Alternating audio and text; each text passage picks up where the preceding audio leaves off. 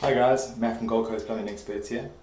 We're on site today in Labrador doing some leak detection for a customer who has water coming through both sides of the walls in the unit.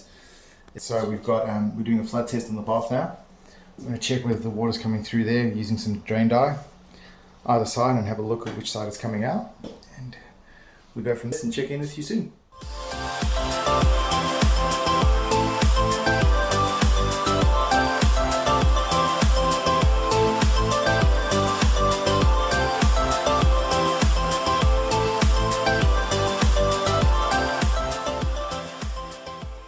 Hey guys, so what we found is we've got severe water ingress underneath our bath. A lot of water coming in underneath here. You can see that's all rotten. This is not uncommon for baths this age, so we're going to most likely be pulling this bath out and redoing it. Speak to the customer and see what they want to do regarding the tiling works. Call Gold Coast Plumbing Experts on 1300 600 632.